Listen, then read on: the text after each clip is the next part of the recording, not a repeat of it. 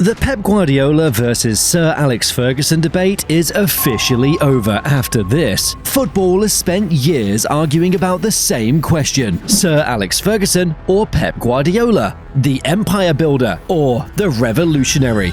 Pep or Sir Alex? Very different, but very special, both of them. One conquered football for nearly 30 years. The other completely rewrote football's tactical rulebook. But here's the problem. Almost everyone compares them the wrong way. They compare trophies, they compare titles, they compare Champions Leagues. And that's exactly why they keep reaching the wrong conclusion. Because once you look at the one statistic nobody talks about, the entire debate changes. And what it reveals about Ferguson and Guardiola might completely shock you. November 1986. Manchester United sits second from bottom in the old First Division. No league title since 1967. A drinking culture running through the dressing room. No identity, no standards, no direction. The board appoints a 44-year-old Scottish manager from Aberdeen, and most people in England had barely heard of him. We've brought Alec down from Scotland this morning. Perhaps we'd like to go straight into the question. You've come here with the club 19th in the First Division. We need to look at the facts for themselves. We haven't won the league for 20 years, right? That is a great challenge for the Manchester United players, and will be until it's achieved. What followed was not a turnaround. It was a complete institutional rebuild. And that word matters. Ferguson didn't just change the tactics, he changed everything underneath the tactics. The scouting network, the youth setup, the training ground culture, the professionalism in the dressing room, the expectations at every level of the club. And way away from that, he had to change the culture of the club, he had to change the academy and how that was working, he had to do everything. He had to put the roots in to be able to grow something from there. He arrived and told players their social lives were over. He meant it. You know, the nightclubs in Manchester, he would have the bouncers on the payroll. So if Ryan Giggs or Lee Sharp turned up, Fergie gets a phone call, Fergie's in the club, what are you doing here?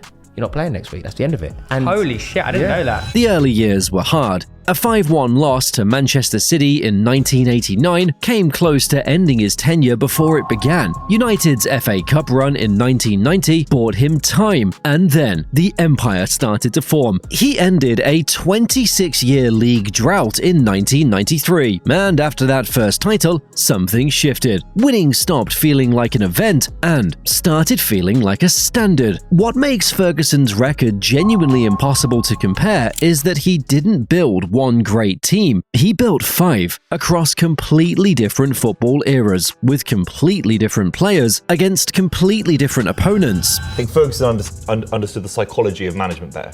That's fair. And then what he achieved with the 99 season, what he achieved revolutionising 3 or 4 different United sides, 100%. The Cantona-era side in the mid-1990s had edge and directness. Then came the class of 92. Beckham, Scholes, the Nevilles, Giggs, homegrown players who became the spine of a treble-winning team in 1999. That 1999 side is still one of the most dramatic in football history. After that group aged, he built again, around Rooney and Ronaldo, winning 3 consecutive Premier League titles from 2007 to 2009 and a second Champions League in Moscow. United's best ever team could possibly still be that 07-08 one, where you've got the likes of Cristiano Ronaldo, Rooney, Tevez, and I don't think anything City have got to offer comes close to that front three. Then he rebuilt again and won his 13th title in his final season in 2013 at 71 years old. 13 Premier League titles, 2 Champions Leagues, 49 career trophies in total. The Roy Keane example cuts to exactly what made Ferguson different. In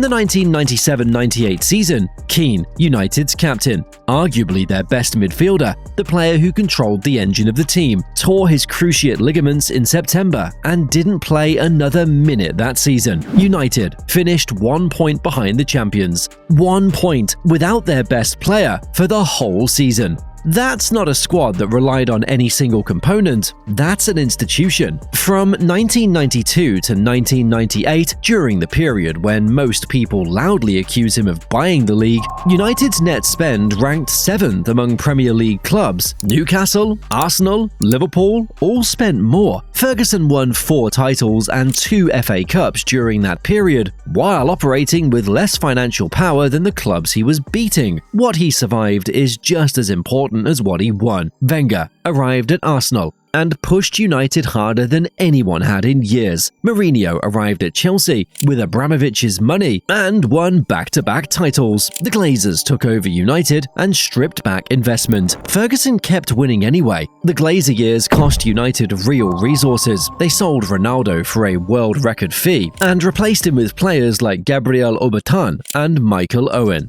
And Ferguson still won 3 more league titles after that. His greatest quality was never tactics, it was the ability to adapt without ever losing the competitive identity of the club. Every era looked different. Every era won. Ferguson mastered time, but then someone arrived who didn't want to master time. He wanted to rewrite the rules entirely. The thing about Guardiola that gets lost in the trophy count is the portability of what he did. Barcelona, Bayern Munich, Manchester City. 3 different countries, 3 different football cultures, 3 different languages, 3 completely different ideas of what winning is supposed to look like. Alex Ferguson never invented anything. Sir Alex, no. Alex Ferguson Sir. never invented anything. Pep Guardiola changed football. He's won the treble, the fella. He's won 13 Premier League titles. Well, he never done it in any other countries, did he? Well, he carried the same tactical DNA into all of them and kept winning.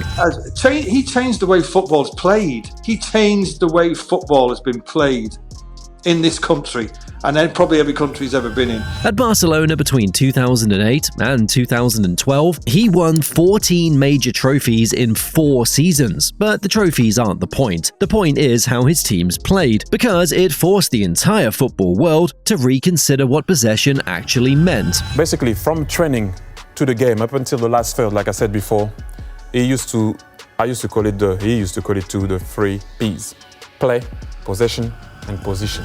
It wasn't decoration, it was a weapon. Controlling territory, controlling rhythm, controlling what the opposition got to do. His 6-2 win at the Bernabeu in May 2009 remains one of the defining performances of the modern era. Real Madrid still haven't fully processed it. At Bayern, he proved the model could travel. And then Pep came to Munich and he had his style of football, which is amazing. He's a genius. 3 Bundesliga titles in 3 seasons, in a country that runs on physicality and direct play. He adapted the system, introduced inverted fullbacks operating as midfielders, pushed the goalkeeper higher as a sweeper, and won every domestic title he competed for. Then came City. In 2017-18, Manchester City hit 100 points.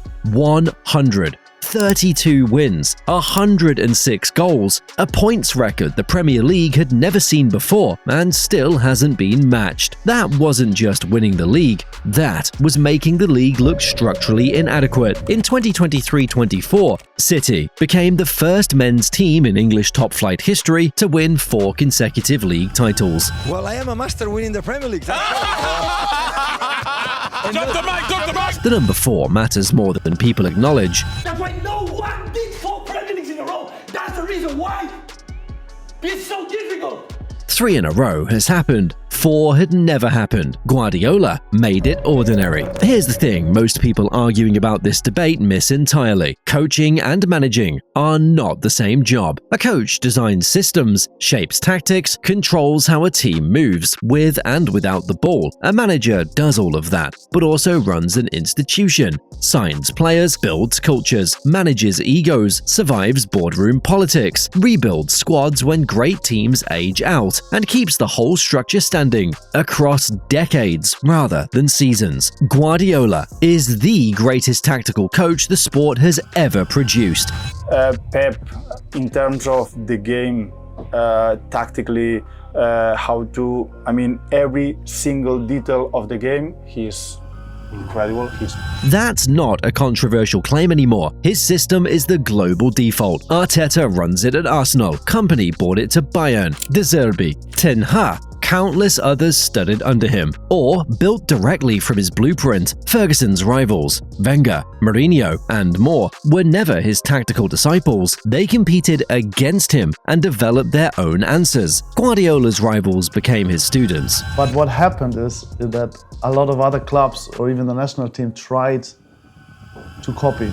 That's a different kind of influence. His ideas don't just live at the top of the game. They reach Sunday morning football. 6-year-olds being told to pass to the goalkeeper. Youth coaches in League 2 talking about positional play. No coach in history has changed how football looks at every level the way Guardiola has. But the greatest football manager of all time is Ferguson. And the proof is what happened after both men walked away. When Guardiola left Barcelona in 2012, they didn't collapse. They won La Liga the next season. When he left Bayern, they kept winning Bundesliga titles. What Guardiola builds is a system. The system can survive without him because it was never really about him. It was about the method. That's the mark of a great coach. When Ferguson left United in May 2013, the empire he built crumbled within months. Yeah, we've been horrendous since Fergie left, yeah. Not gradually, immediately. In 2012-13, Ferguson's last season, United won the league by 11 points with 89. The following season, without him, they finished 7th on 64 points, 28 points off the title, knocked out of the Champions League in the round of 16,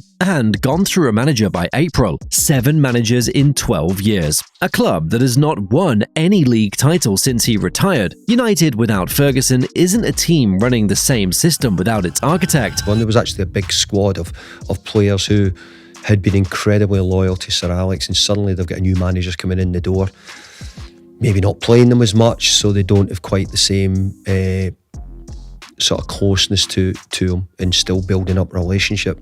So I think there was a lot of that, and it made it difficult. It's a completely different institution because what Ferguson built couldn't be separated from Ferguson himself. That's the mark of a great manager. He didn't just install a system, he was the system. From 1992 to 1998, United ranked 7th in net spending, while winning 4 titles and 2 FA Cups. Ferguson operated under the Glazer ownership that stripped the club of resources, sold the best player on the planet, and still found ways to compete. I think in Fergie's time at United, he was only the top spender 3 times. It's kind of like this myth that Fergie outspent everyone, and he was always spending money. And I just think when you look at the amount of times he revolutionised the team as well, kept changing 3 or 4 different squads, built those.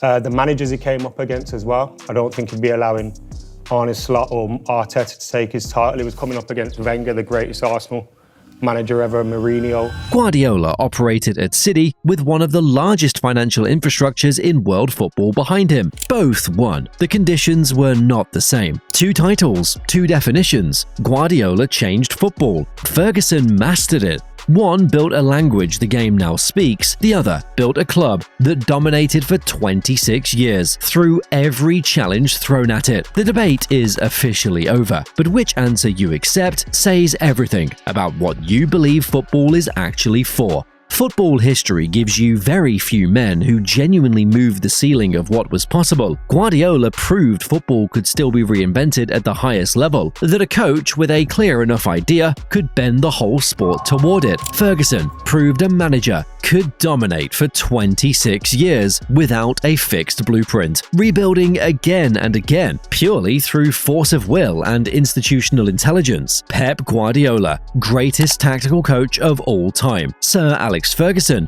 greatest football manager of all time. 2 different titles, both earned. Ferguson won his last league title at 71. Guardiola left City at 55.